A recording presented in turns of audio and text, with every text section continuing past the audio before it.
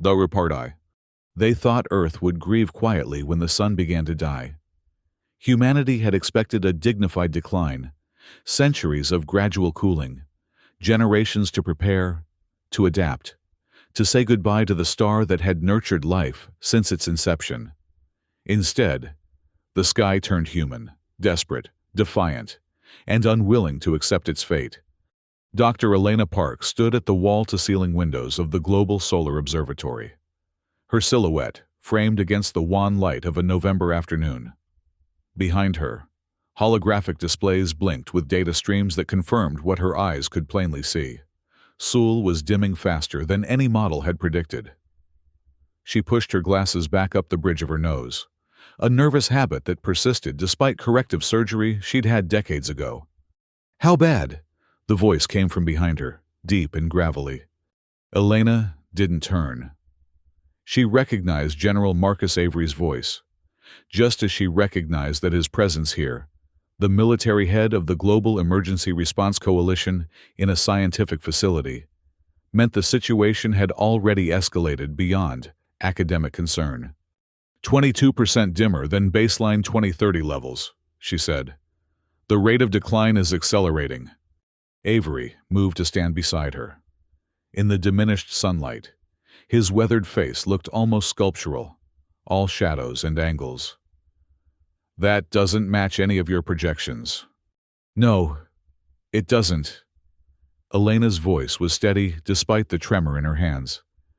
"Something is affecting the solar core in ways we don't understand. It's as if—" She hesitated, aware of how fringe her theory might sound.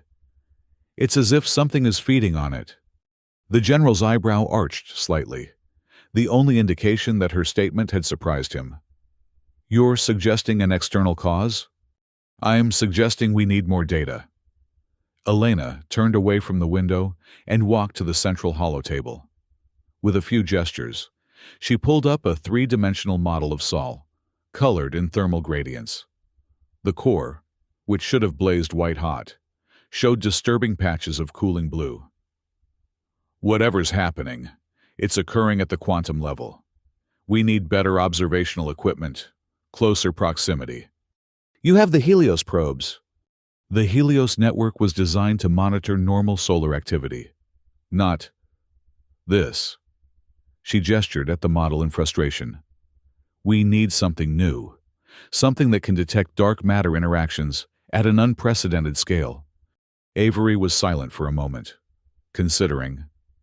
Elena knew his reputation: methodical, pragmatic, not one for scientific flights of fancy. The fact that he hadn't dismissed her outright gave her a flicker of hope. "I can't authorize resources based on a hunch, Dr. Park." "It's not a hunch." Elena pulled up another display, this one showing a series of spectral analyses. "Look at these neutrino emissions. They don't match any known model of solar decay. Something external is accelerating the process." Before Avery could respond, the observatory's alert system blared to life. Red warning lights pulsed overhead as Elena's research assistant, Tomas, burst into the room. "Dr. Park, General, we're receiving a transmission. You need to see this." They followed Thomas to the communications hub, where a crowd of researchers had already gathered, their faces illuminated by the glow of the main screen. On it, geometric patterns shifted and flowed in sequences too ordered to be random, too complex to be immediately decipherable. "It started 3 minutes ago," Tomas explained. "It's being broadcast on multiple frequencies simultaneously. Every observatory and listening post on the planet is picking it up." "Origin?" Avery asked, his military training asserting itself. "That's just it," Tomas replied, his voice dropping. "It's coming from just beyond lunar orbit. Something's out there." The patterns on the screen suddenly shifted, resolving into a three-dimensional representation of what could only be a spacecraft. Sleek, crystalline, utterly alien in its design. And then, to the astonishment of everyone present, the image was replaced by words in perfect English. "We have observed your star's decline. We bring data and warning. Prepare to receive. For several seconds, no one spoke. The implications were staggering. First contact with an extraterrestrial intelligence, occurring at the precise moment humanity faced an existential crisis. Avery was the first to recover. "Can we respond?" he asked Thomas. The young researcher nodded uncertainly. "I think so. Same frequency, same format." "Do it." Avery straightened his uniform, as if preparing to meet the alien visitors in person. Tell them we're ready to receive." Elena watched as Thomas composed a simple response. Her scientific mind raced with questions. Who were these beings? How long had they been observing Earth? What did they know about Sol's condition that humans didn't? But beneath these questions lay a deeper, more primal one. Had they come to help, or merely to witness?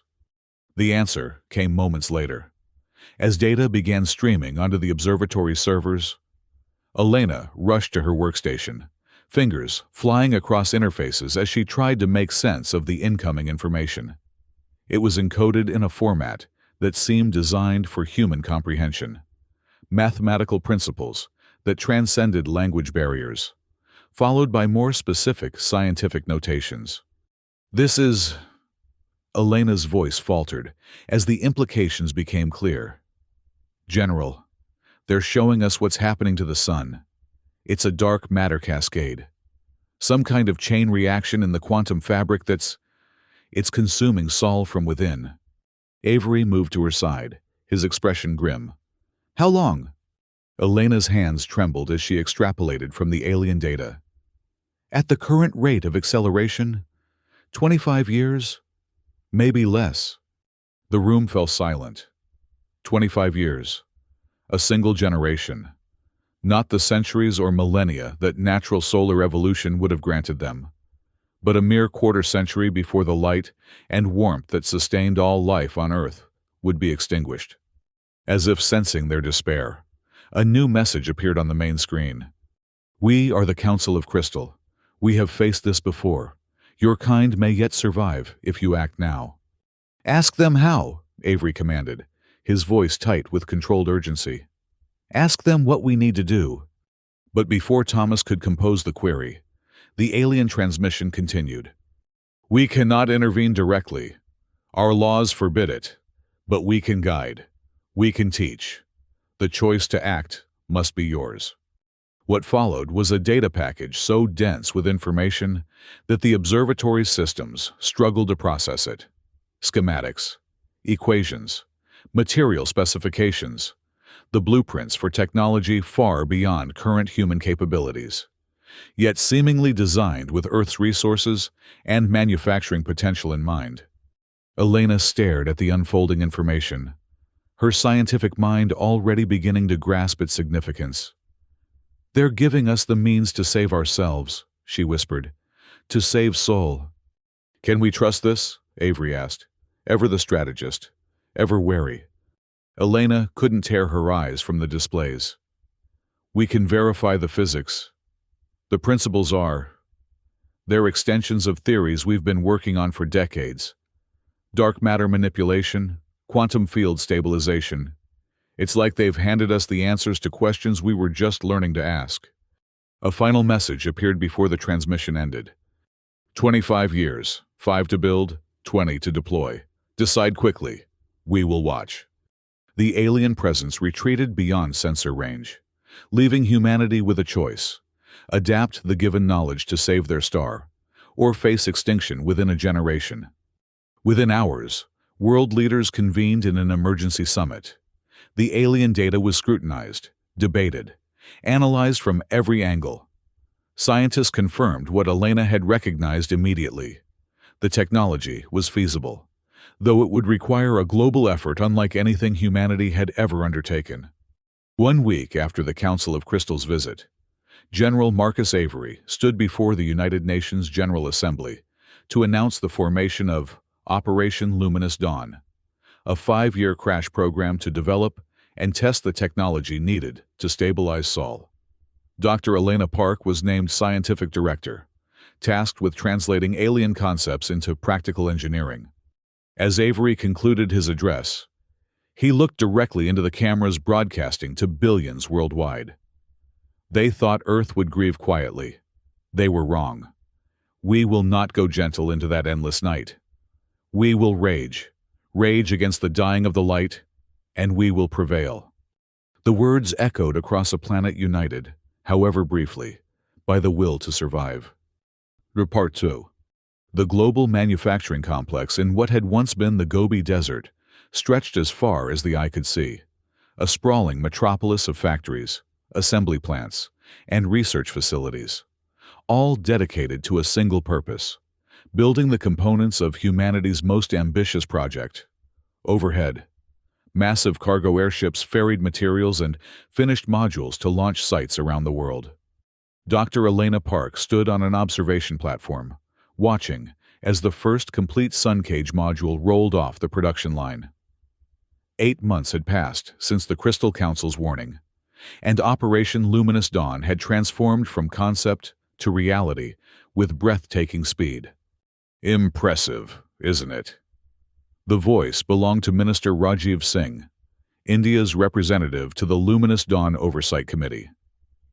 When my grandfather was a boy, this was empty desert. Now it builds the tools to save a star.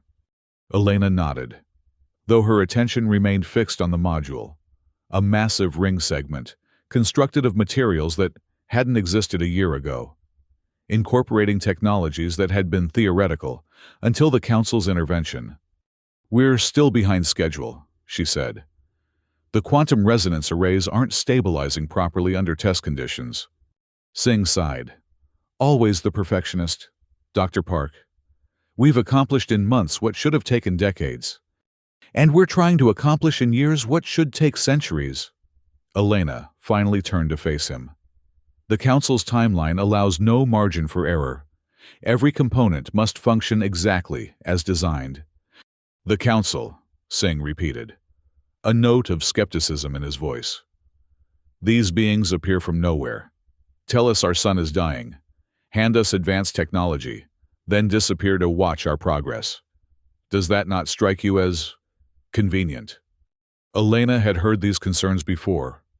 Despite the verification of the alien data by every major scientific body on Earth, despite the observable acceleration of Sol's decay, there remain those who question the Council's motives.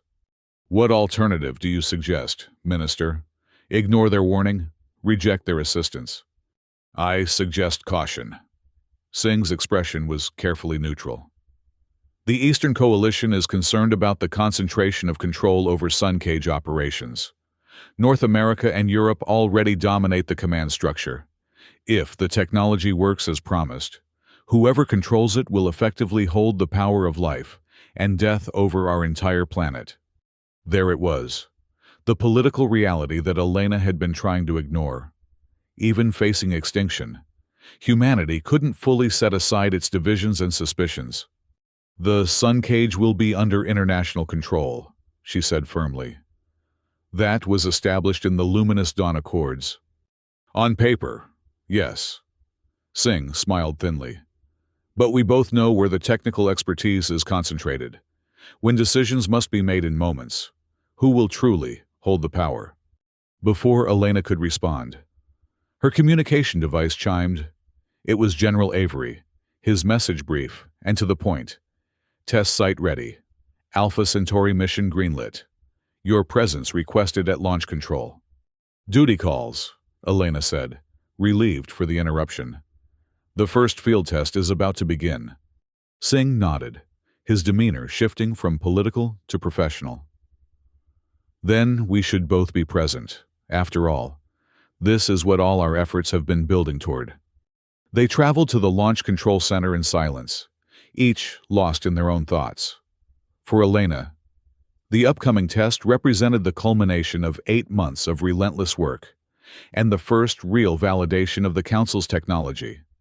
For Singh and the political establishment he represented, it was something else, a test of trust, both in the alien benefactors and in the institutions tasked with implementing their gift. The control center hummed with activity when they arrived. Screens displayed the prototype sun cage module, now loaded aboard the interstellar transport, Prometheus, as well as its target, a small, failing star in the Alpha Centauri system that exhibited early signs of the same dark matter cascade, affecting Sol. General Avery acknowledged their arrival with a nod. "Dr. Park, Minister Singh, we're proceeding on schedule. Prometheus will depart in 20 minutes. "The crew?" Elena asked. "Captain Lila Mora and her team are aboard and report all systems nominal."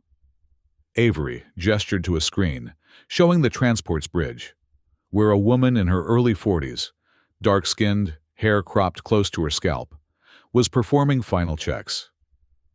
They understand the importance of their mission. Elena had worked closely with Mora during the training phase. The captain was a veteran of the Mars colonies, with extensive experience in deep space operations.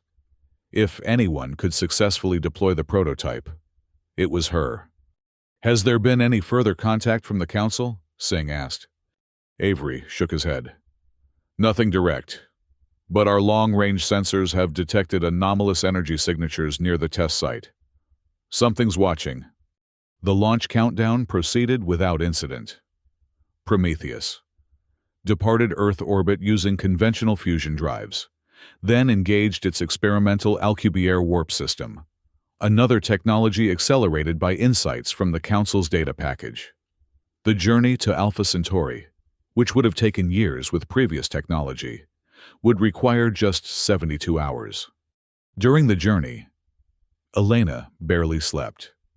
She spent most of her time in the control center, monitoring telemetry and communicating with Captain Mora about final deployment parameters. The rest of her waking hours were consumed by meetings with the Oversight Committee, fielding questions that ranged from the technical to the philosophical.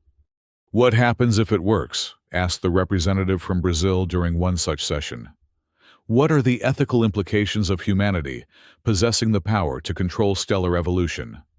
Elena had no ready answer. She was a scientist, focused on the immediate problem, saving Sol, saving Earth. The long-term consequences of success were questions for another day.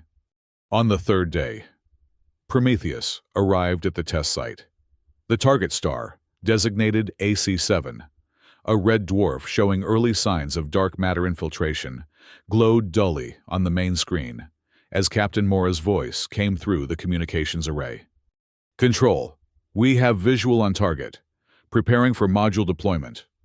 Elena leaned forward, her heart racing.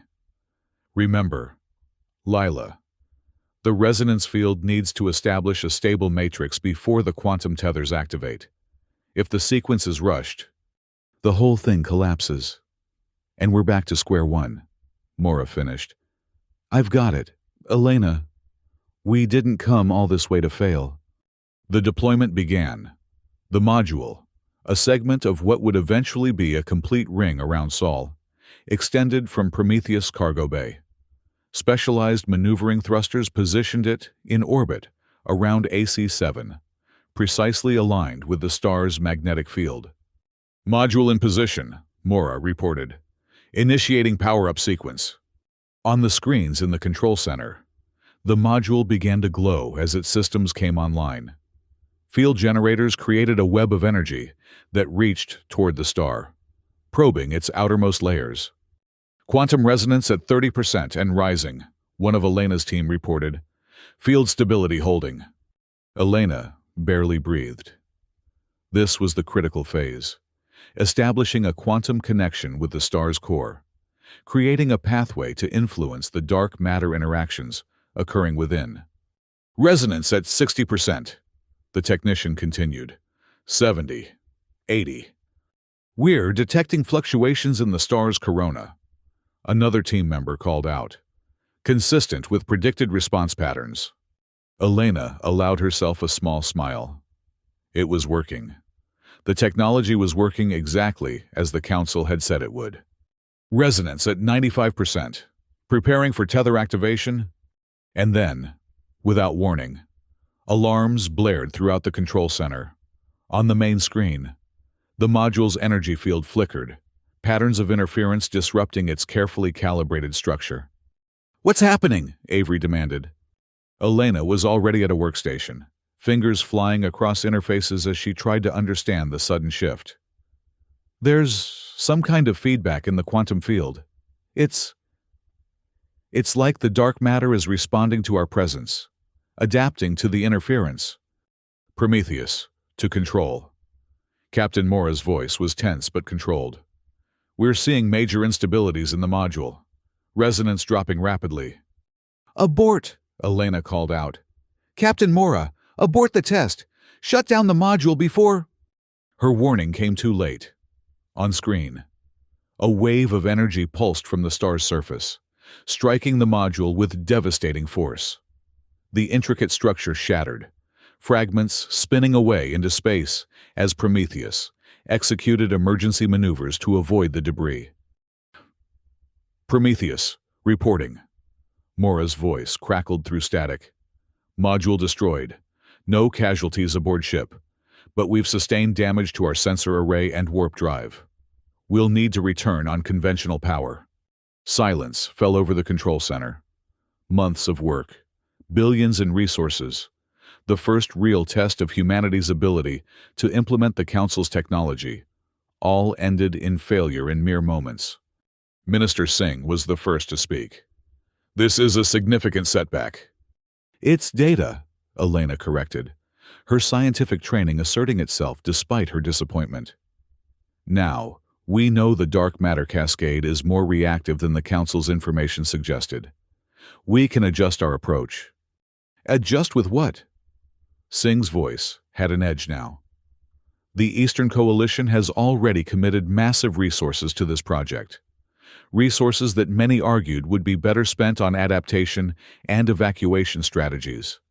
If the technology cannot be made to work—" "It can be made to work," Elena insisted.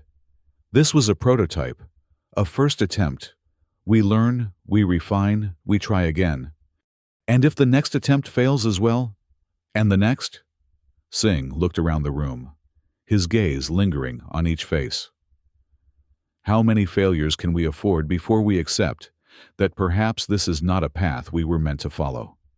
General Avery, who had been silent until now, straightened his shoulders. "Minister Singh, with all due respect, defeatism serves no one. Dr. Park is right. This is valuable data. Prometheus and her crew are safe.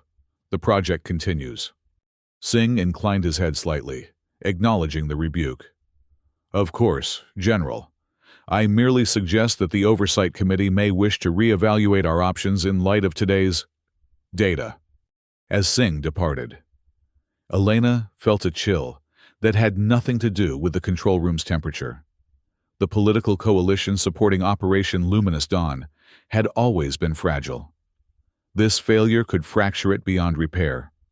"He'll use this to advocate for increased Eastern Coalition control over the project," she said quietly to Avery. "Or worse, to divert resources to their own separate initiative." "Let him try." Avery's expression was resolute. "The mission is too important for political games. We have 24 years until Sol fails completely. We'll solve this. Elena. We have to." Elena nodded, though her confidence had been shaken. She returned to her workstation, already analyzing the data from the failed test, searching for the flaw in their understanding. As she worked, a notification appeared on her screen, an energy signature, brief but unmistakable, originating from the edge of the solar system. The Council of Crystal was indeed watching, and Elena couldn't help but wonder, were they disappointed in humanity's first attempt? Or had they expected failure all along? Thousands of light-years away, in a chamber of living crystal, beings of pure energy observed the events at Alpha Centauri with growing concern. They communicated not in words, but in patterns of thought that rippled through their shared consciousness. They advanced more quickly than anticipated. One pattern suggested, "Their adaptability exceeds our models." Yet they still fail to grasp the full implications. Another responded, "The technology we provided is incomplete by design, a test of their worthiness." And if they complete it? If they succeed where so many others have failed? The chamber pulsed with the equivalent of troubled contemplation. Then the balance shifts. Then we must decide whether to welcome them or contain them. Part 3. 2 years after the Alpha Centauri failure, Earth's cities glowed less brightly beneath a sun that continued its inexorable decline. Energy conservation had become the new global imperative. Power redirected from non-essential uses to the vast manufacturing complexes producing components for Operation Luminous Dawn. In many regions, artificial lighting was restricted to 4 hours per day, creating a world of long shadows and early nightfalls.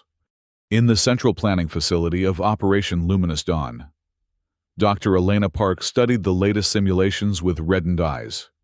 Since the prototype's destruction, she had worked virtually non-stop, refining the design based on data from the failure.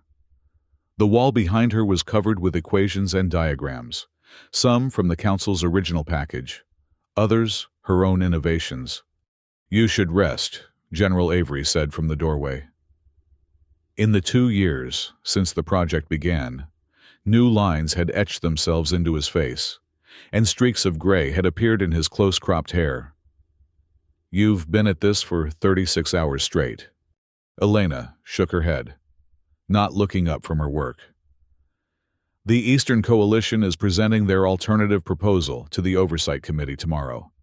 If we don't have a viable counter-design ready, Singh's Stellar Sanctuary plan is a glorified evacuation strategy." Avery interrupted. "Moving a fraction of Earth's population to habitats around Jupiter and Saturn might save some humans. But it abandons our planet. The committee won't go for it." "Don't be so sure." Elena finally looked up, pushing a strand of hair from her face. "Singh has been gathering support. The coalition's resources are strained, and people are frightened. A concrete plan to save some might seem better than a theoretical plan to save all." Avery moved further into the room, lowering his voice though they were alone. "There's something else. We've detected multiple launches from the Coalition's Gobi complex. Satellite imagery shows they're constructing something in orbit around Mars." Elena felt a cold weight settle in her stomach. "They're hedging their bets, supporting Luminous Dawn publicly, while developing their own fallback option." "It gets worse." Avery's expression darkened.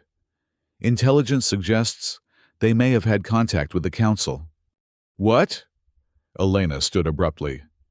"The Council hasn't communicated with anyone since their initial warning. Our attempts to establish contact have been ignored for 2 years. Apparently, Singh's people found a way." Avery's tone made it clear he considered this a betrayal. "We don't know what was communicated, but immediately afterward, the Coalition accelerated work on their sanctuary project." Elena turned back to her simulations, mind racing.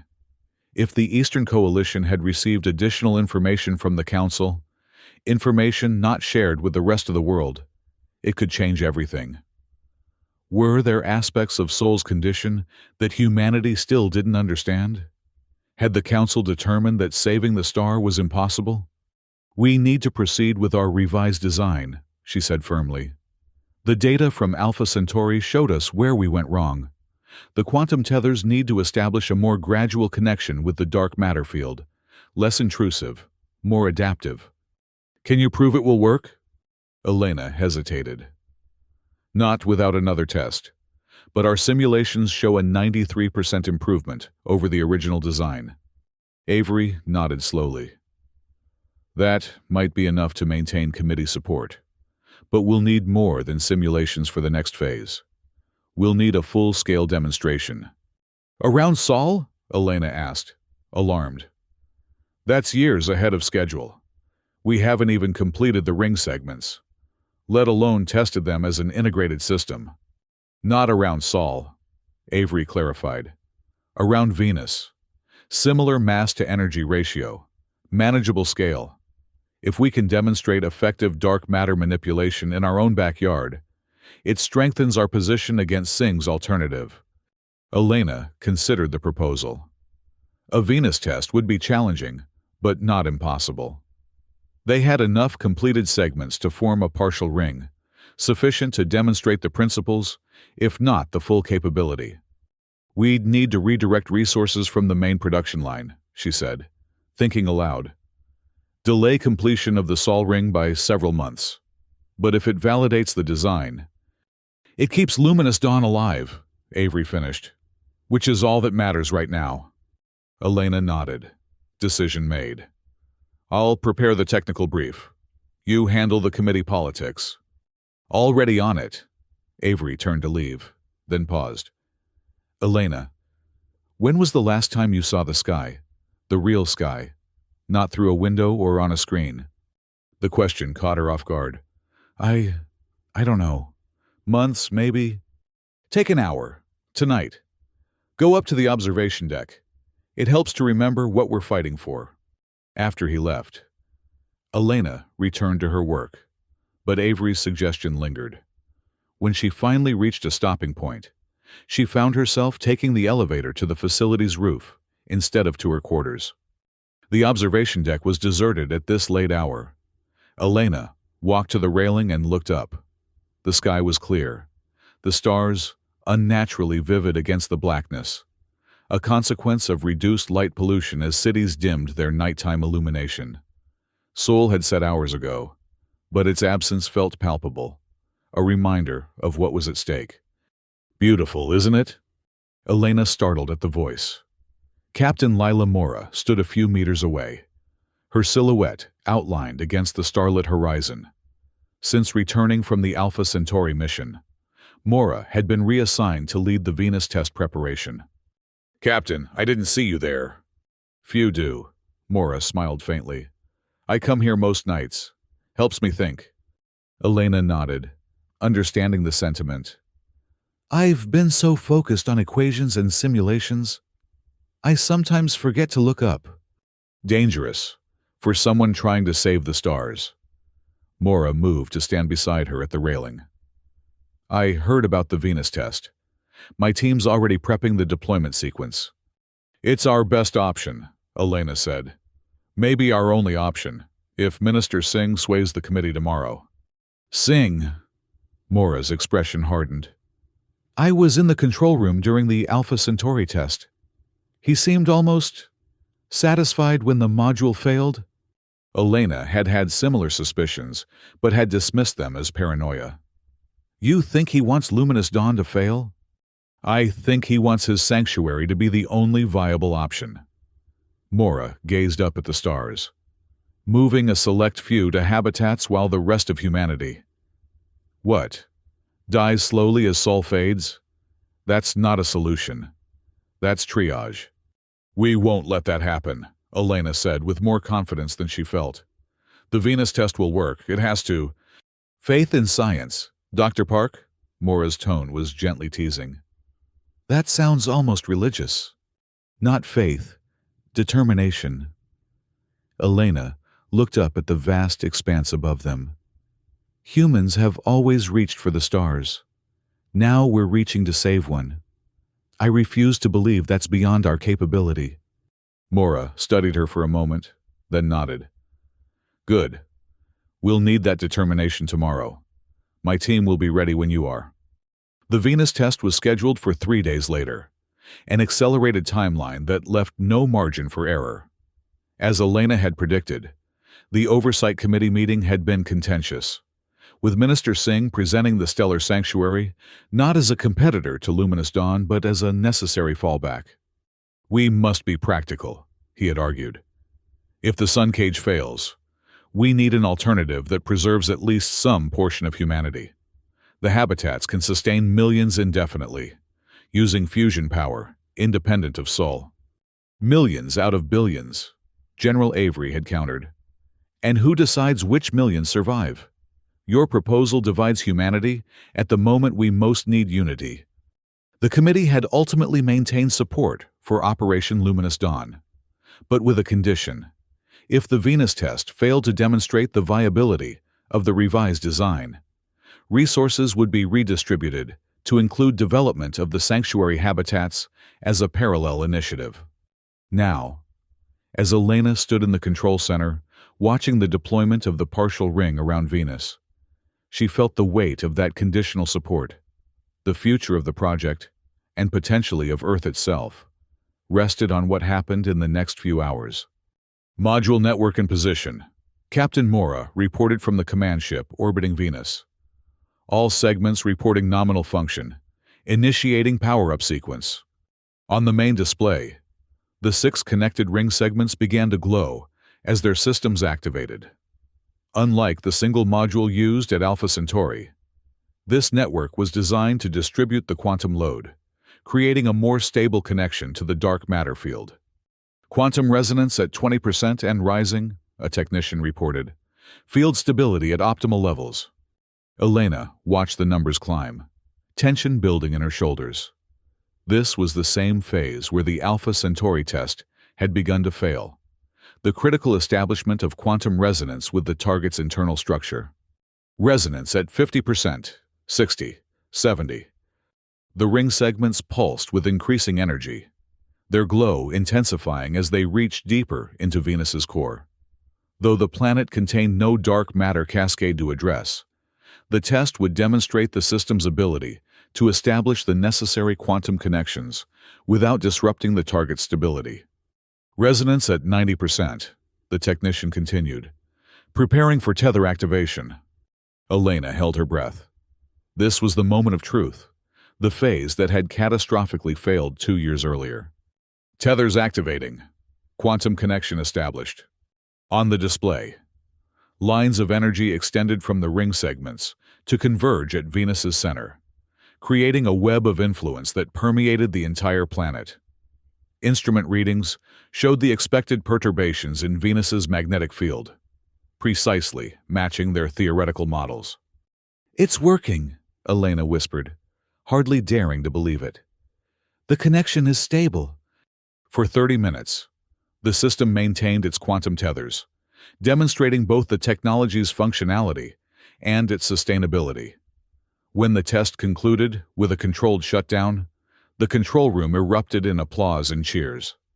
Elena accepted the congratulations of her team with a smile that couldn't quite mask her overwhelming relief. General Avery approached her as the celebration continued around them. "You did it," he said quietly. "The committee will have no choice but to fully recommit to Luminous Dawn now." "We did it," Elena corrected. "But this was just a demonstration. Marcus, Venus has no dark matter cascade to contain. The real challenge will be Sol. One step at a time." Avery's smile was tired but genuine. "Tonight, we celebrate this victory. Tomorrow, we prepare for the next phase." The victory was short-lived. Less than 12 hours after the successful Venus test, as Elena was finalizing her report to the Oversight Committee, the facility's alert system activated. The message on her screen was brief but chilling. "Unidentified object detected entering Earth orbit. Energy signature matches Council of Crystal Vessel. Request your immediate presence in the communications hub." By the time Elena arrived, General Avery was already there, along with senior members of the Luminous Dawn command staff. On the main screen, a crystalline structure, similar to the one that had appeared 3 years earlier, hovered in high Earth orbit. "Have they transmitted anything?" Elena asked. "Not yet," Avery replied. "But they're broadcasting some kind of energy pattern. Our systems are analyzing it now." As if in response to his words, the screen flickered and a message appeared. "Your test succeeds, but threatens balance. Intervention in stellar processes carries consequences beyond your understanding. We must speak." Avery and Elena exchanged glances. "Respond," Avery ordered. "Tell them we're ready to communicate." The reply was immediate. "Not all. Only those who shaped the star. Elena Park, Marcus Avery, Lila Mora, Rajiv Singh." Elena felt a chill run through her. The council knew them by name, had been watching closely enough to identify the key figures in Operation Luminous Dawn, and they had included Singh, confirming that the Eastern Coalition had indeed established some form of contact. Contact Captain Mora, Avery instructed a communications officer. And reach out to Minister Singh. Inform them both that their presence is requested for first contact proceedings. Within the hour, all four summoned individuals gathered in the communications hub. Singh arrived last, his expression carefully composed, though Elena detected a flicker of unease in his eyes. Minister, Avery greeted him formally. I'm glad you could join us on such short notice. When the council calls, one answers, Singh replied smoothly. Though I admit, I'm curious why they've chosen this particular moment to break their silence.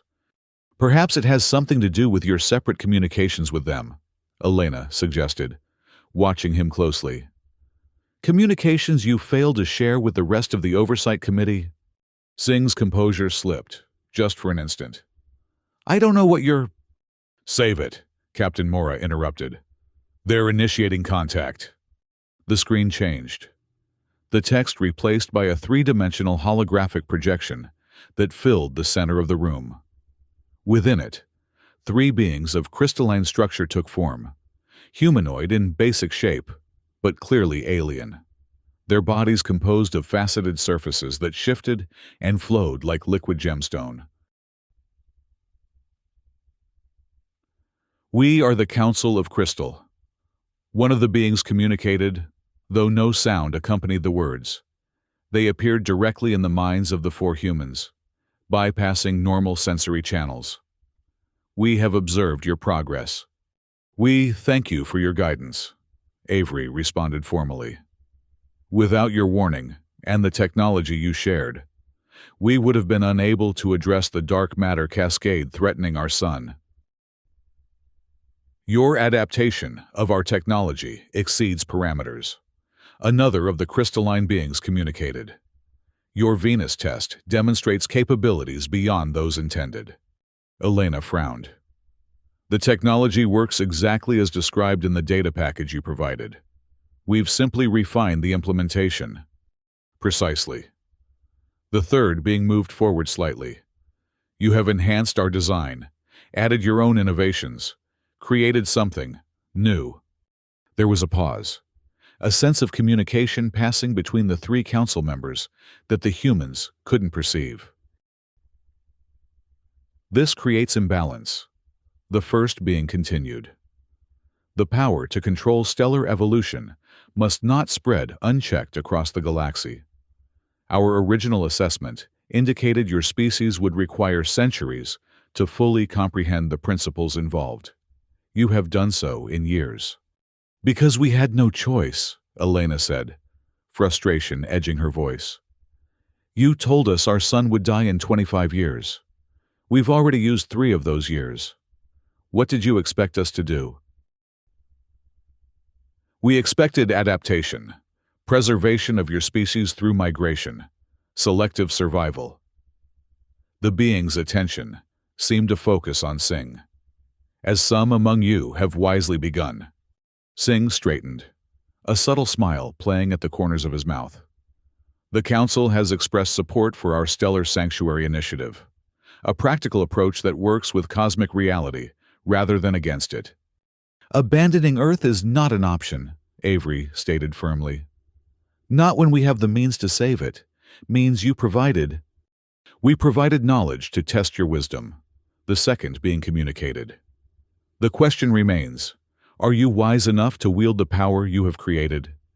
Captain Mora, who had been silent until now, stepped forward. With respect, we didn't ask for this test. You came to us with a warning and a partial solution. We've done what any species would do, fight to survive. If that disturbs some cosmic balance you're maintaining, perhaps you should have considered that before involving yourselves in our affairs. The crystalline beings shifted, patterns of light flowing through their structures in what might have been surprise or displeasure. Your perspective is noted, Leela Mora. The third being moved closer to her, studying her with faceted eyes that seemed to see beyond physical form. You speak with the directness of one who has faced death and returned. Your courage is admirable, if misguided.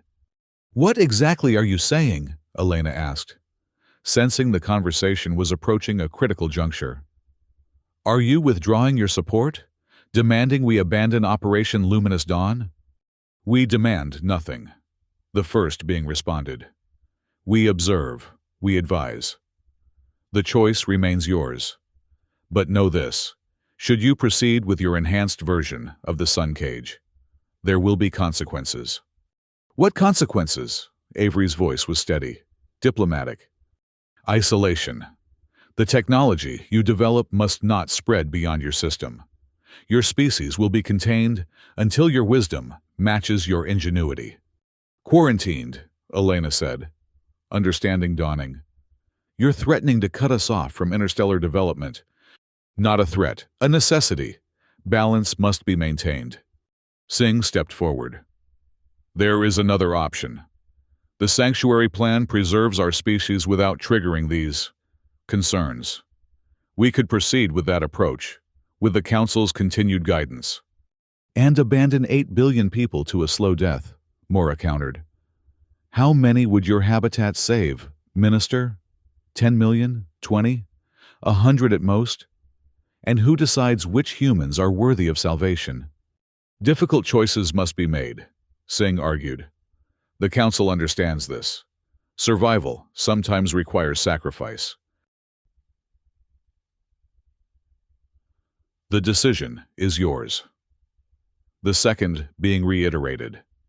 "Save your star and face isolation, or accept its passage and preserve a portion of your kind under our continued guidance."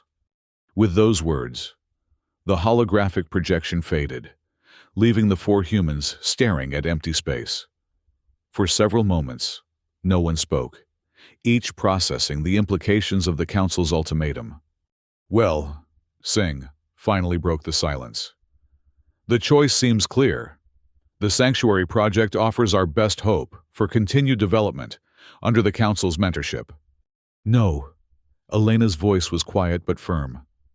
"They're testing us, Rajiv, offering an easy path that abandons everything we are as a species, everything Earth represents." "They're offering survival," Singh countered. "Practical, achievable survival without cosmic isolation." "Survival for whom?" Captain Mora demanded. "Your political allies? The economic elite? Those with the right connections or resources to secure a place in your habitats?" Singh's expression hardened. "Resources are finite. Difficult decisions must be made." "Yes, you said that." Avery's tone was cold. "But who are you? Who is the Council to decide that Earth isn't worth saving? That the majority of humanity should be sacrificed to preserve a chosen few?" "This isn't about politics," Singh insisted. "It's about realism. The Venus test was impressive, but scaling that technology to encompass Sol is orders of magnitude more complex. If it fails, then we fail trying to save everyone," Elena interrupted. "Not by abandoning most to save some." The argument continued for hours, eventually expanding to include the full Oversight Committee in an emergency session that lasted well into the night. The Council's ultimatum split the global coalition along predictable lines: those who favored the certainty of the Sanctuary Plan versus those committed to the more ambitious but riskier Luminous Dawn. As dawn broke over the facility, Elena found herself once again on the observation deck, watching as the first rays of Sol's diminished light crept over the horizon. General Avery joined her, his expression grim after the contentious night of debate. "The committee is deadlocked," he informed her. "Singh has pulled the Eastern Coalition's support for Luminous Dawn, effective immediately. They're redirecting all their resources to the Sanctuary Project." Elena had expected this outcome, but the reality still hit her hard. "We can't complete the Sun Cage without their manufacturing capacity. Not in time." "No," Avery agreed. "Not as originally planned." Something in his tone made Elena look at him more closely. "You have an alternative?" "A desperate one." Avery handed her a tablet displaying technical specifications. We reconfigure the remaining ring segments into a partial cage, enough to establish quantum control over the critical regions of Sol's core, where the dark matter cascade is most active. Elena studied the plans, her scientific mind immediately identifying both the potential and the risks. This would concentrate the quantum load in fewer segments. The stress on the system would be enormous. But theoretically viable. She hesitated, then nodded slowly. Theoretically, yes, but we'd be operating at the absolute limits of the technology. Any miscalculation, any flaw in implementation, would result in catastrophic failure. Avery finished.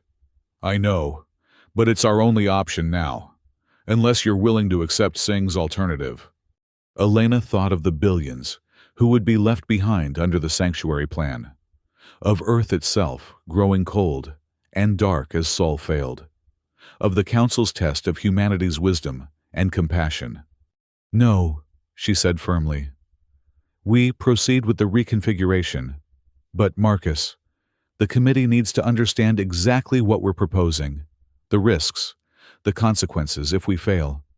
They'll understand. Avery's expression was resolute. And they'll authorize it anyway, because the alternative is unthinkable. 3 days later, in a global broadcast watched by billions, Dr. Elena Park and General Marcus Avery presented their revised plan to deploy a partial sun cage around Sol. They explained, in terms accessible to the general public, both the science behind the approach and the risks involved. What we propose has never been attempted, Elena told the watching world.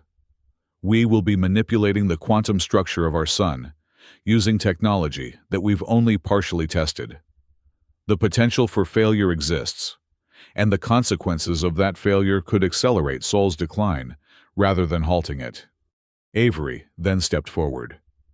In light of these risks, the Global Emergency Response Coalition is establishing contingency plans for limited evacuation to the sanctuary habitats, should Operation Luminous Dawn fail. But make no mistake, our primary objective remains the preservation of Earth and all who call it home. The broadcast concluded with an announcement that stunned even those closest to the project. Deployment of the reconfigured sun cage would begin immediately, with the first modules launching within 24 hours.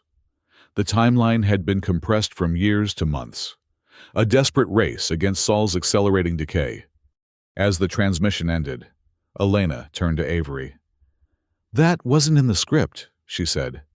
The immediate deployment. No, it wasn't, he acknowledged.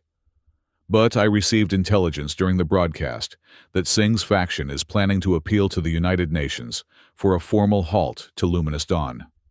Once that legal process begins, our hands will be tied. We need to act now, while we still can.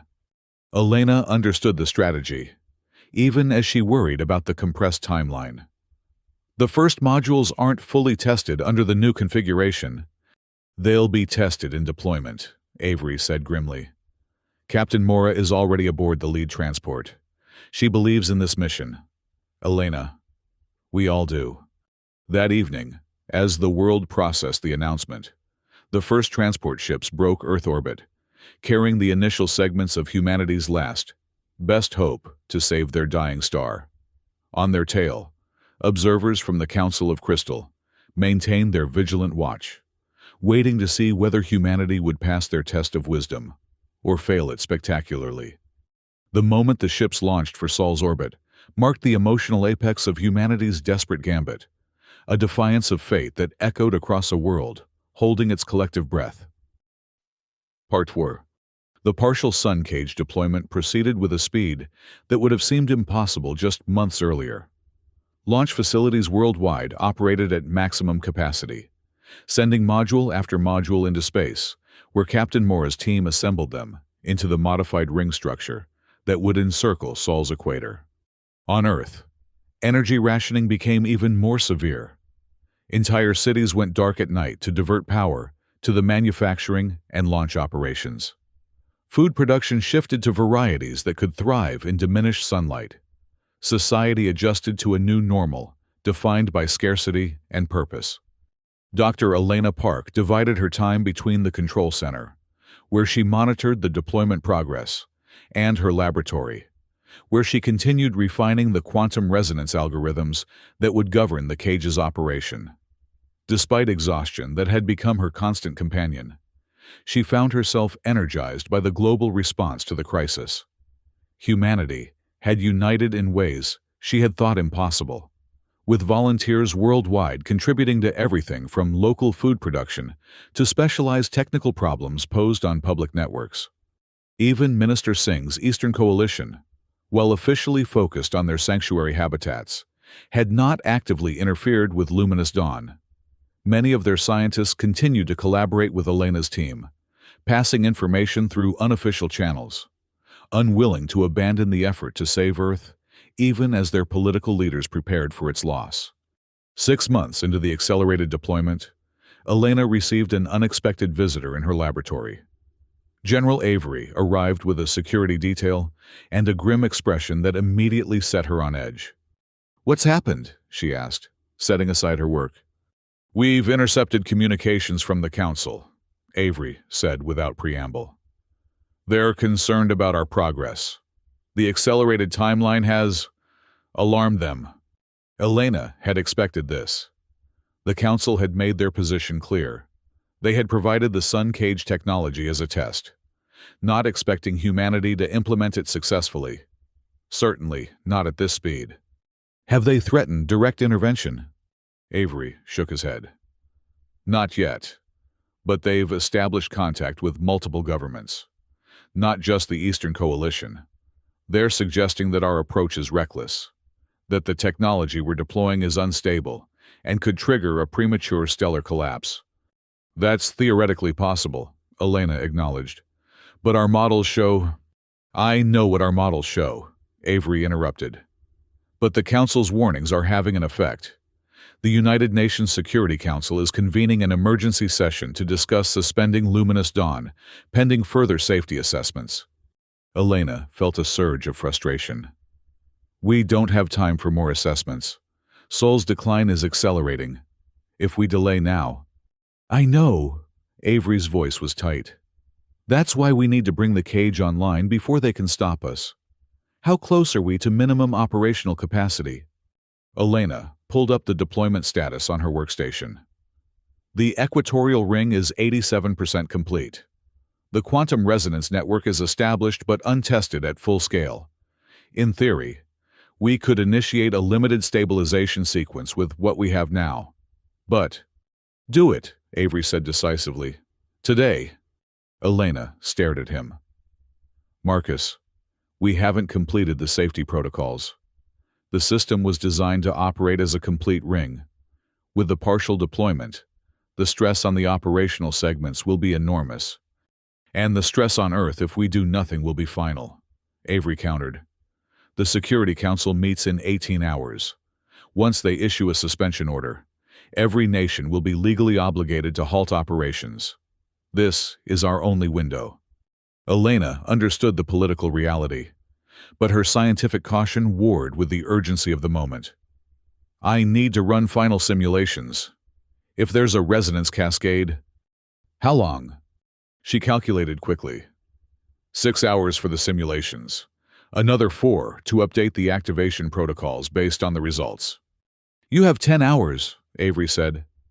"I'll handle the political interference and just make it work." "Elena." After he left, Elena called in her core team, explaining the accelerated timeline and the challenges they faced. No one protested. They had all known this moment might come, when science would need to bow to necessity. For the next 10 hours, they worked without break, refining the activation sequence for the partial cage. The simulations showed dangerous stress points in the quantum field, places where the dark matter's response could overwhelm the system's capacity to contain it. Elena implemented emergency cutoffs, fail-safes designed to shut down the cage before catastrophic failure could occur. When the preparations were complete, she transmitted the updated protocols to Captain Mora's team in orbit around Sol. "These modifications accommodate the partial deployment," she explained during a secure video conference. But Lila, you need to understand. We're operating well outside our safety margins. If the dark matter cascade responds more aggressively than our models predict, I know the risks, Mora replied, her image occasionally distorted by solar interference. My team is prepared. We believe in this mission. Elena, we believe in you. The activation was scheduled for 0600 UTC, timing designed to allow monitoring from control centers around the world. As the countdown approached, Elena joined General Avery in the primary command center, where representatives from every major nation had gathered to witness humanity's most ambitious technological leap. Minister Singh was noticeably absent, though Elena had expected as much. The Eastern Coalition had officially distanced itself from Luminous Dawn, focusing entirely on their sanctuary habitats. Unofficially, Elena knew many coalition scientists were watching, hoping for success, even as their leaders prepared for failure. Control to Sol Team, Elena spoke into her communication array as the final minutes ticked down. Status report. Sol Team responding, Captain Mora's voice came through clearly. All deployed modules report ready status. Quantum resonance network initialized and stable. Awaiting final authorization for activation sequence. Elena looked to Avery, who nodded solemnly. This is General Marcus Avery, he said formally. On behalf of the Global Emergency Response Coalition, you are authorized to proceed with Operation Luminous Dawn activation. Good luck, Captain. Authorization acknowledged, Mora responded. Beginning activation sequence, now. On the massive screens dominating the command center wall, the partial ring surrounding Sol's equator began to glow as power flowed through its systems. The quantum resonance network, invisible to normal sensing equipment, but represented on the displays as a web of blue light, extended inward, reaching toward the star's roiling surface. Resonance at 20% and climbing.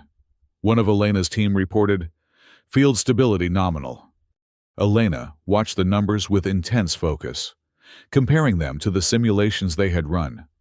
So far, the system was performing exactly as predicted, but they were still in the early stages, the least stressful part of the activation. Resonance at 50%. Initial contact with solar corona established. This was the first critical threshold. As the quantum field made contact with Sol's outer layers, it would encounter the earliest manifestations of the dark matter cascade. How those forces interacted would determine whether the process could continue. Perturbation in the resonance field, a technician called out, tension evident in his voice. Dark matter response stronger than predicted. Elena moved to his station, examining the readings. Compensate with a 15% increase in field strength on the northern segments. We need to balance the load. The adjustment was transmitted to Mora's team, who implemented it immediately. On the screens, the resonance field fluctuated, then stabilized at a new equilibrium. Resonance at 70%, the monitoring continued. Dark matter response within acceptable parameters. Elena allowed herself a moment of cautious optimism. They were approaching the level achieved in the Venus test, but now interfacing with actual dark matter infiltration. If they could maintain stability through the next phase, resonance at 85%, preparing for quantum tether deployment. This was the most dangerous moment, establishing direct quantum connections to Sol's core, where the dark matter cascade was most concentrated.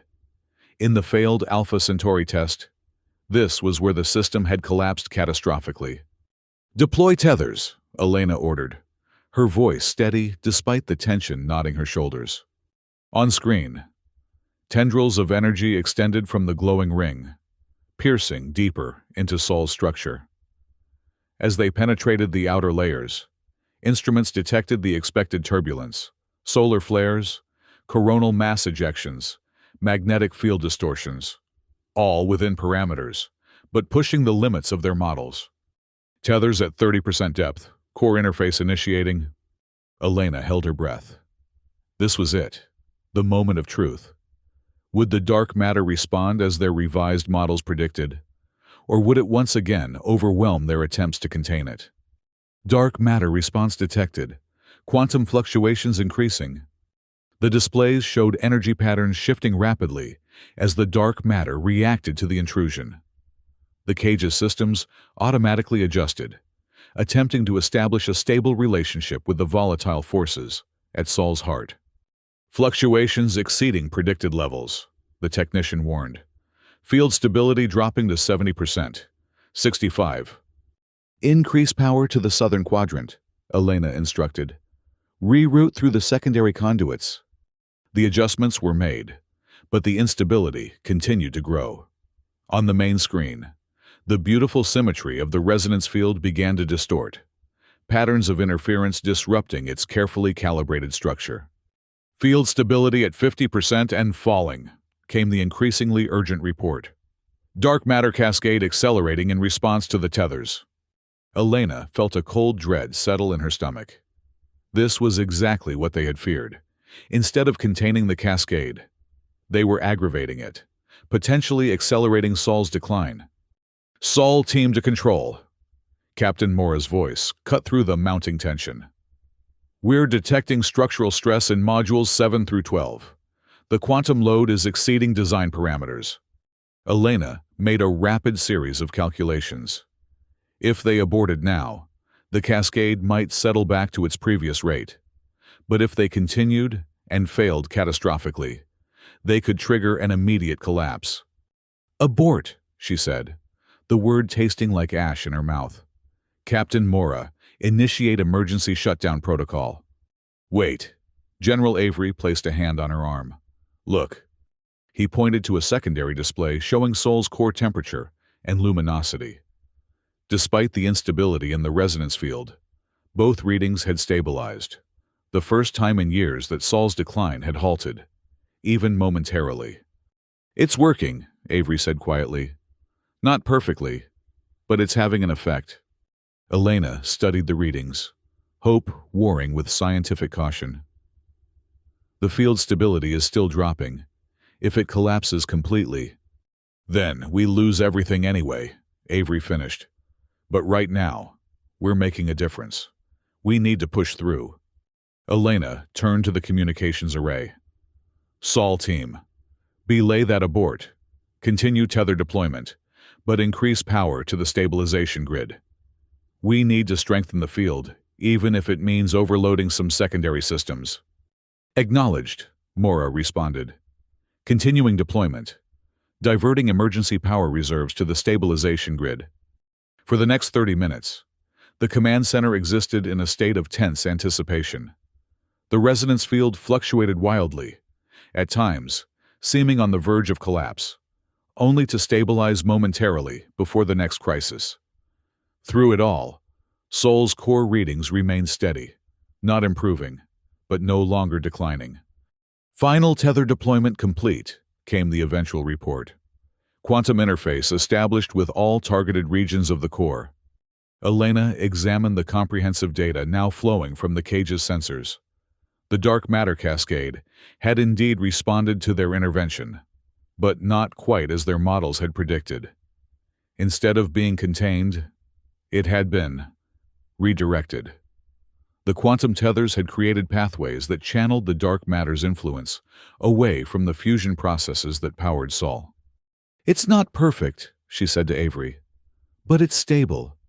We've essentially created a pressure relief system, venting the dark matter's effects before they can disrupt the core. And Sol's output?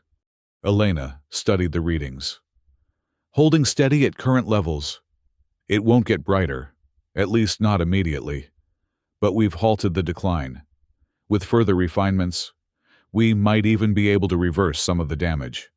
A cheer erupted around them as the news spread through the command center. Humanity had done it. Not perfectly, not completely. But they had intervened successfully in a stellar process that the Council of Crystal had believed beyond their capability. The celebration was short-lived. As the command center staff were still processing their achievement, a communication officer approached Elena and Avery with a troubled expression. General, Dr. Park, We're receiving a transmission from the Council. The room fell silent as the main screen shifted to display a message in the now familiar format. You have altered the natural order. The consequences of this action extend beyond your understanding. Isolation. Protocols are initiated. Your system is now quarantined until your wisdom matches your power. Accompanying the message was data. Sensor readings showing multiple council vessels taking position at the outer boundaries of the solar system, establishing what appeared to be a containment field that would prevent any human ship from traveling beyond those limits. They're keeping their word, Avery said grimly. We saved Sol, but at the cost of our interstellar future. Elena stared at the message, emotions conflicting within her. Pride in what humanity had accomplished, concern about the quarantine, and a deeper, more personal worry about the responsibility they had assumed. We've become the guardians of a power the Council believes we're not ready for, she said quietly. And perhaps they're right. We rushed this deployment, took enormous risks. If we had failed. But we didn't fail, Avery reminded her. We faced extinction and refused to accept it. Whatever the Council's concerns, that counts for something. Elena nodded slowly, though the weight of their achievement and its consequences settled heavily on her shoulders. What now? Now? Avery looked around at the exhausted but triumphant faces of the command center staff. Now, we learn to be worthy of what we've done. We refine the technology, stabilize the system completely, and prove to the Council that humanity deserves its place among the stars. In the days that followed, as news of the successful intervention spread across Earth, celebrations erupted worldwide. Sol's stabilization was visible to everyone, the first time in years that the sun's light remained constant from one day to the next. Streets filled with people looking upward, many openly weeping at the realization that their world had been saved. Few understood the cost of that salvation, the cosmic quarantine that now surrounded their solar system. Government leaders debated whether to make this information public, eventually deciding on transparency. Humanity, they reasoned, deserved to know both their triumph and its price. The response surprised even the most optimistic officials. Rather than despair at their isolation, people largely embraced it as a challenge, a new frontier to overcome through the same ingenuity and determination that had saved their star. Research initiatives sprang up worldwide, focused on understanding the Council's technology more deeply, on developing humanity's own path to the stars. 1 week after the Sun Cage's activation, Elena Park stood again on the observation deck of the Global Solar Observatory. The setting sun cast long shadows across the landscape, but its light was steady, reliable in a way it hadn't been for years. Beautiful, isn't it? She turned to find General Avery joining her, much as he had on that night 3 years ago when the Council first arrived. Yes, she agreed. Worth everything it cost. Including the quarantine? Avery asked, leaning against the railing beside her. Elena considered the question. The quarantine is a setback, but not a permanent one, I think. The Council underestimates human persistence. Avery smiled slightly. That seems to be a common mistake among those who test us. They stood in companionable silence, watching as the last rays of sunlight gave way to dusk. Stars appeared overhead, seemingly brighter now against the darkening sky. Distant suns that humanity would reach one day, quarantine or no quarantine. I've been thinking about what the Council said, Elena finally spoke. About wisdom matching power. They saw our intervention as reckless. But I wonder if there wasn't wisdom in our recklessness. The wisdom to recognize that some risks are worth taking. That sometimes the greater folly is in doing nothing. An interesting perspective, came a voice from behind them. One I've been considering myself. They turned to find Minister Rajiv Singh approaching, his expression thoughtful rather than confrontational. Minister, Avery acknowledged with a formal nod. I didn't realize you were here. I arrived this morning, Singh replied. The Eastern Coalition is reassessing its position on Operation Luminous Dawn in light of recent events. You mean in light of its success, Elena said, unable to keep a hint of satisfaction from her voice. Singh inclined his head slightly. Yes, a success I underestimated the possibility of. I admit. He moved to join them at the railing. The sanctuary habitats continue, but as a complement to Earth's preservation, not an alternative. We believe in redundancy. After all, a wise approach, Avery conceded. Earth is safe for now, but the dark matter cascade could evolve, adapt to our intervention. We'll need to remain vigilant. And the quarantine? Singh asked. Has there been any further communication from the Council? Nothing direct, Elena answered. But our long-range sensors detect their vessels maintaining position. They're watching, waiting to see what we do next. What do you think they expect? Singh's question seemed genuine. Without the political undertones that had characterized their previous interactions, Elena looked up at the stars, considering. I think they expect us to either accept our limitations or to challenge them recklessly. I don't think they understand that humanity is capable of a third option: patient, persistent progress. We can develop our wisdom without surrendering our ambition. An elegant solution, Singh mused. One that might, in time, convince them to lift the quarantine. Perhaps. Avery's tone suggested he was less concerned with the Council's approval than with humanity's path forward. Or perhaps we'll find our own way past their barriers when the time is right. The three stood together as night fully claimed the sky, each contemplating the future from their own perspective. The scientist who had saved a star, the general who had defended humanity's right to survive, and the politician who had hedged his bets but now acknowledged the achievement. Three facets of humanity's response to crisis, united now in the aftermath of triumph. Thousands of light-years away, in their chamber of living crystal, the Council observed Earth's celebration with what might have been interpreted as concern. They succeeded despite the limitations we imposed. One thought pattern noted: their adaptation exceeds all previous species we have tested. Success, born of desperation. Another countered: reckless, unstable. The sun cage barely functions. It will require constant maintenance, refinement. Yet it functions. A third observed: where others accepted extinction, they defied it. There is wisdom in such defiance. Perhaps. The chamber pulsed with contemplation, a debate with no easy resolution. The quarantine will hold them for now. The first pattern acknowledged: time enough to determine whether they represent threat or promise to the greater cosmos. And if they breach it, the question rippled through their shared consciousness. A complex sensation, something akin to what humans might call anticipation, suffused the chamber. Then we will have our answer. Our Spartvi. 5 years had passed since the activation of the sun cage. 5 years of refinement and stabilization. Of humanity adapting to life under a sun that no longer threatened to abandon them. Earth had changed in subtle but profound ways. Cities redesigned to maximize the use of natural light.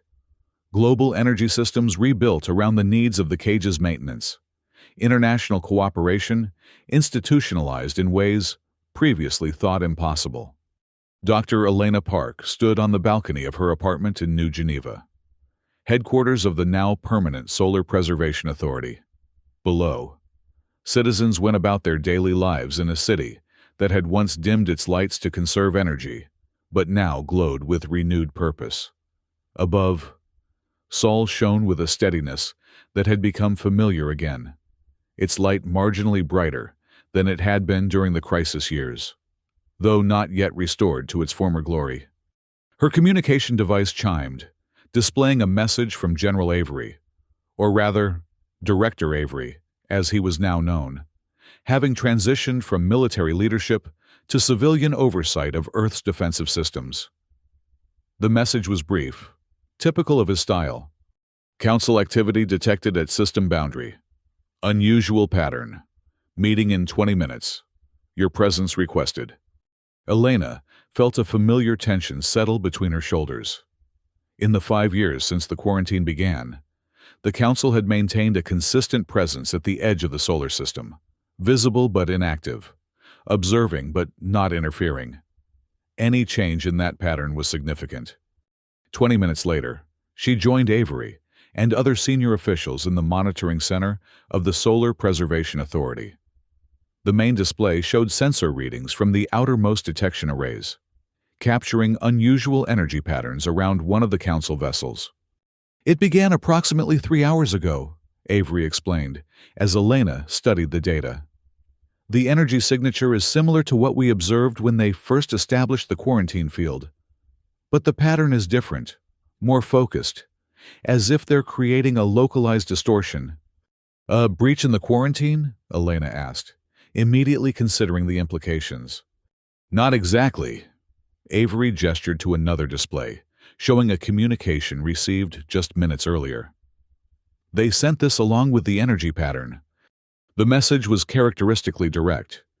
5 years of observation complete. Preliminary assessment indicates potential for responsible development. A representative is requested for dialogue. One only. Elena read the message twice, processing its significance. "They want to talk, after 5 years of silence." "So it seems." Avery's expression was guarded.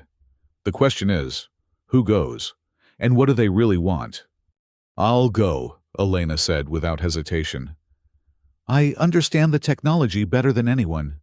If this is about the sun cage—" "It's about more than the cage," came a voice from the doorway. Minister Singh entered, now serving as the Eastern Coalition's permanent liaison to the authority. The years had added streaks of gray to his hair, but had done nothing to diminish his political acumen. "It's about humanity's future status among galactic civilizations.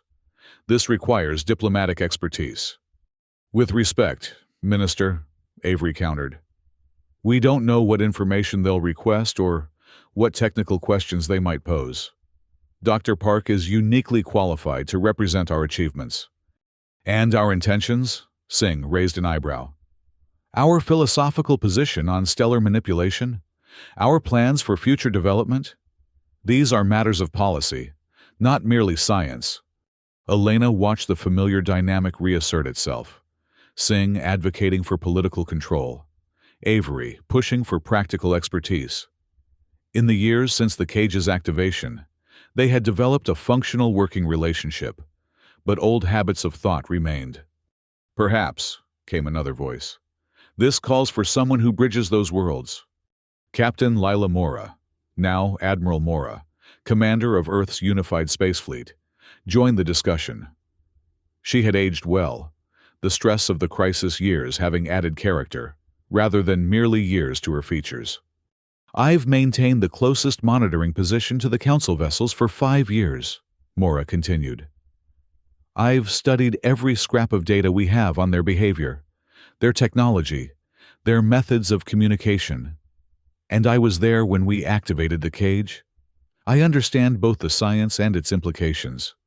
The room fell silent as the others considered her proposal. Elena found herself nodding slowly. Mora was indeed uniquely positioned. A military leader with scientific understanding, someone who had been at the heart of the crisis and had demonstrated both courage and judgment under pressure. "I support Admiral Mora's candidacy," she said finally. Avery studied Mora for a moment, then nodded as well. "As do I." Singh looked less convinced, but clearly recognized the shifting consensus. "The coalition will accept Admiral Mora as humanity's representative, provided she is thoroughly briefed on our diplomatic positions." "Of course," Mora agreed smoothly. "I intend to represent all of humanity, Minister, not any single faction." The decision made, preparations began immediately. A small vessel was readied, the Emissary, designed for long-range communication and equipped with the most advanced sensor arrays Earth could produce. Admiral Mora would pilot it alone to the designated coordinates, where the Council had created their localized distortion in the quarantine field. Before her departure, Mora met privately with Elena in the scientist's laboratory.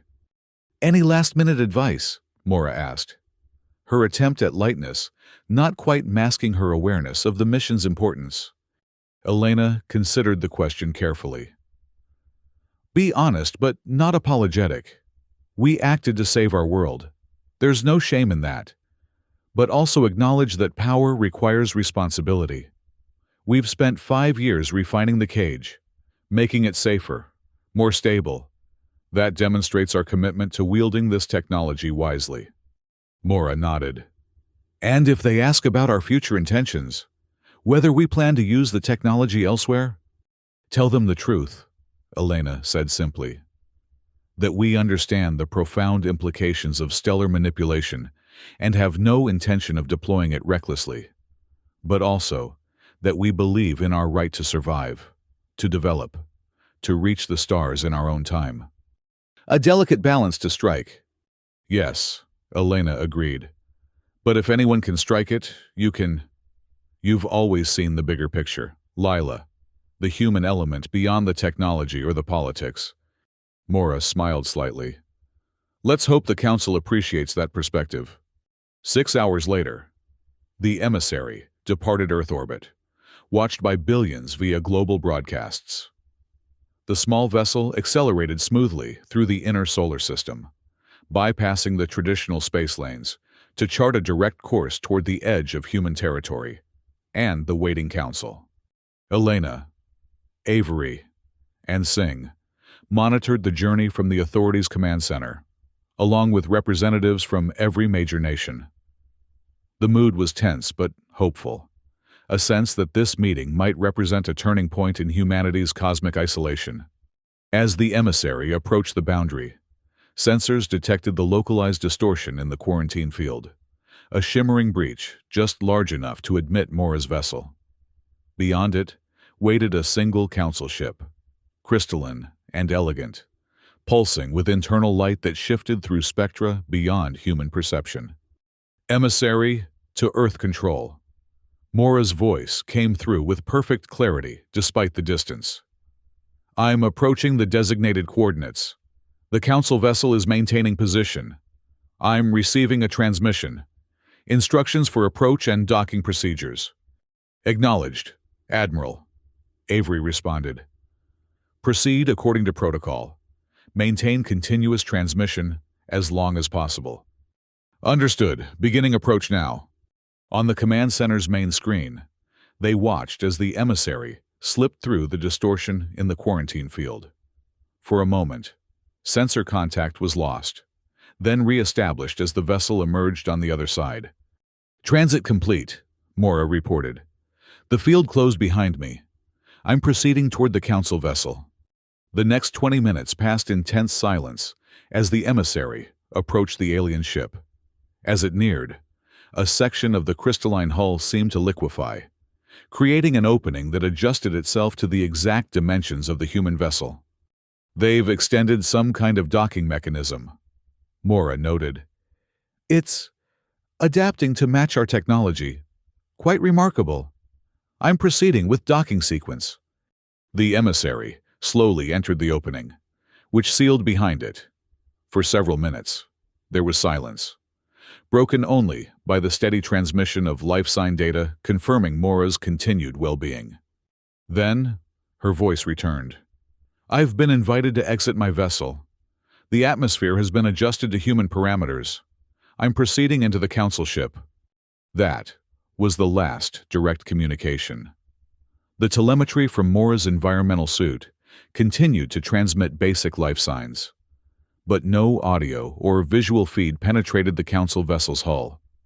For 3 tense hours, Earth waited, with only the rhythmic pulse of Mora's heartbeat to confirm that the meeting was proceeding. Then, without warning, the emissary re-emerged from the Council ship. Mora re-established communication almost immediately. "Earth Control. This is Admiral Mora. The meeting is complete. I am returning through the field breach. Will report in full upon arrival." "Admiral," Avery responded, relief evident in his voice. "Were you able to establish meaningful dialogue? What was their response? There was a pause, longer than the transmission delay could account for. It's complex. Director. Better discussed in person. But I can tell you this much. The Council has reconsidered their position on humanity. The quarantine is not being lifted, not yet, but it is evolving. The journey back to Earth seemed interminable, though in reality, it was no longer than the outbound voyage. When the emissary finally docked at the orbital station above New Geneva, Admiral Mora was met by a small delegation, Elena, Avery, and Singh, representing the scientific security and political dimensions of humanity's response. They gathered in a secure conference room aboard the station, eager for Mora's report. The Admiral looked tired, but composed, changed somehow by her experience in ways that weren't immediately apparent. "They're not what we thought," she began, without preamble. "The Council. They're not united in their assessment of us. There are factions, differences of opinion about humanity's potential and the threat we might pose." "They have internal politics," Singh said, sounding almost satisfied. "That's valuable information." "Not politics as we understand it," Mora clarified. "More like philosophical differences. Some believe we should be contained indefinitely, that our development of the sun cage demonstrates dangerous impulsivity. Others see potential in our actions, creativity, determination, a refusal to accept limitation that reminds them of their own evolutionary path." "Their evolutionary path?" Elena leaned forward, scientific curiosity piqued. "Did they share information about their origins?" Mora nodded. "Some. They weren't always as they are now. They evolved from a physical species, gradually transcending biological limitations through technological enhancement. The crystalline forms we see are vessels, constructs that house consciousness far more complex than we initially understood." "And where do these philosophical differences leave us?" Avery asked, focusing on the practical implications. "Is the quarantine maintained?" "Yes, but with modification." Mora activated a holographic display, showing a complex energy pattern. "They've established what they call an observational protocol. The quarantine remains, but with permeable boundaries. Council observers will establish direct contact with Earth, studying our development more closely, and in return, a limited number of human representatives will be permitted to visit Council facilities within our local stellar neighborhood." "An exchange program," Singh said, understanding dawning. "They're offering controlled cultural contact." "Exactly." Mora looked at each of them in turn. "They want to understand us better before making a final determination about our place in their cosmic order. And they're giving us the opportunity to understand them as well." "What convinced them?" Elena asked. "After 5 years of silence, what changed their assessment?" Mora's expression softened slightly. "You did, Elena. All of you. The sun cage wasn't just a technological achievement. It was what came after that impressed them. The refinements, the safety protocols, the distributed control systems ensuring no single entity could manipulate the technology unilaterally. You didn't just save Sol. You created a framework for responsible stellar stewardship." "And this is enough for them to reconsider their position?" Singh sounded skeptical. "It's a beginning," Mora replied. "A probationary period, essentially. They're giving us the chance to demonstrate that our wisdom can indeed match our power." The implications of this development took time to process. In the days that followed, the news was shared with the world's governments and, eventually, with the public. The response was overwhelmingly positive, not because the quarantine had been lifted, but because humanity had been offered a path forward, an opportunity to join a larger community of intelligent life. Preparations began immediately for the arrival of the first Council observers. Facilities were constructed to accommodate beings whose physical needs were still not fully understood. Diplomatic protocols were established, Translation systems refined based on the data Mora had brought back. 3 months after Mora's return, the first council representative arrived, a crystalline entity that introduced itself as Nexus, an observer specializing in emerging civilizations. Its arrival in Earth orbit, visible as a streak of iridescent light, was witnessed by millions. Its transmission, broadcast globally, was simple but profound. We come to learn. We come to share. The path forward is neither isolation nor unlimited freedom, but understanding. Your kind has demonstrated both power and restraint. Now we must determine if balance can be maintained. In the years that followed, the relationship between humanity and the Council evolved gradually. Additional observers arrived, each focusing on different aspects of human civilization: technology, art, governance, environmental stewardship.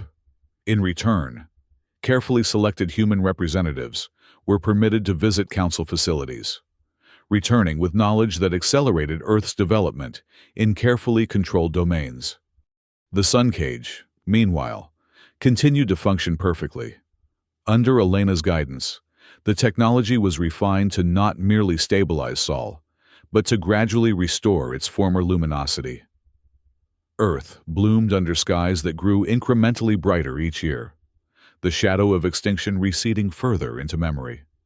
10 years after the cage's activation, Dr. Elena Park stood once again on the observation deck of what was now called the Stellar Preservation Center, watching a sunset that painted the sky in hues of gold and crimson.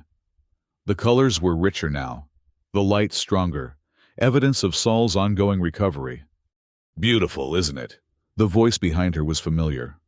General, now Director, Avery joined her at the railing. His hair now fully silver, though his posture remained military straight. "Hard to remember how close we came to losing this." "I remember every day," Elena replied softly. "It informs everything we do now." Avery nodded in understanding. Together, they had overseen the careful development of stellar preservation technology, ensuring it remained under international control, its applications limited to stabilization rather than manipulation. The Council had approved of this approach, seeing in it the wisdom they had initially doubted humanity possessed. "Admiral Mora's returning tomorrow," Avery noted. 6 months at the Council's primary observatory. "I understand she's bringing back something important." "More than important," came a voice from the doorway. Minister Singh, now serving as Earth's official liaison to the Council, joined them on the deck. Time had softened his political edges, though his diplomatic skills remained as sharp as ever. Potentially transformative. "You've had a preview?" Elena asked, curious despite herself. The relationship between Earth and the Council remained one of controlled information exchange, each new sharing carefully considered by both sides. Singh smiled slightly. "Advantages of the liaison position. Mora will present formally tomorrow, but I can tell you this much. The Council has determined that Earth's management of the Sun Cage technology meets their standards for responsible development.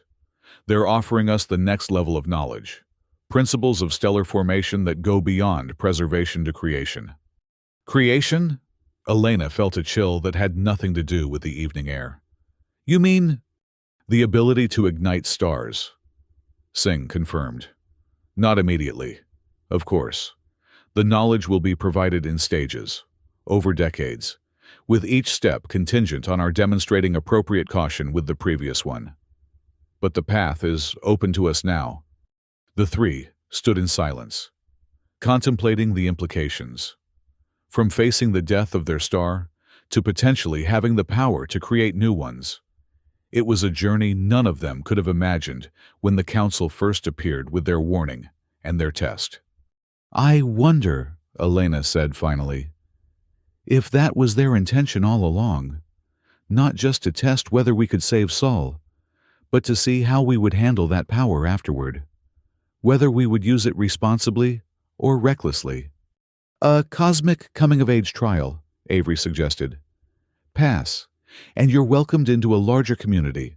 Fail, and remain isolated until you mature, or destroy yourselves.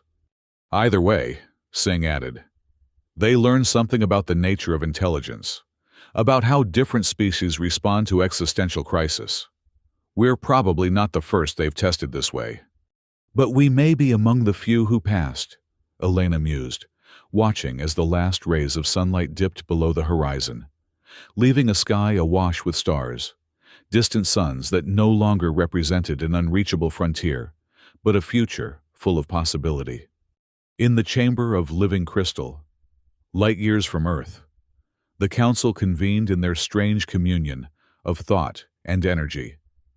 The patterns of their communication were complex, layers of meaning and nuance beyond human comprehension. Yet the essence of their discussion would have been recognizable to any of the humans who had faced Sol's decline with such determination. They have exceeded expectations, one pattern acknowledged. The restraint they've shown with the preservation technology suggests capacity for responsible development. Yet, they remain volatile. Another countered, their history is marked by conflict, by the weaponization of each new discovery, as was ours, in our biological phase. A third reminded, evolution through crisis is the pattern we have observed across 1,000 worlds. Those who survive such transitions emerge stronger, more unified, and those who fail. A ripple of something like sadness passed through the chamber. Become cautionary memories, lessons for those who follow. The patterns shifted, coalesced around a new consensus. The humans have earned their place in the sequence. The next phase of knowledge will be shared, their development monitored, but not constrained. They join the community of stellar shepherds, with all the responsibility that entails. And if they someday surpass us? The question shimmered through their consciousness. The chamber pulsed with what might have been, in a human, anticipation mixed with pride. Then the cycle continues, as it should. All children eventually outgrow their guardians. The cosmos unfolds as it must. On Earth, unaware of this distant deliberation that would shape humanity's future, Elena Park looked up at the night sky with renewed wonder. The stars no longer seemed cold and distant, but full of promise, a canvas of potential waiting to be explored by a species that had faced extinction and emerged not merely surviving, but worthy. They had thought Earth would grieve quietly when the sun began to die. Instead, humanity had raged against the dying of the light, had refused the easy path of acceptance, had reached beyond their limitations to grasp a power that might have consumed them, and had demonstrated the wisdom to wield it responsibly. The sky had indeed turned human, defiant, ingenious, and ultimately hopeful. And the cosmos, watching through the crystalline eyes of the Council, had judged that humanity, for all its flaws and imperfections, deserved its place among the stars. The end.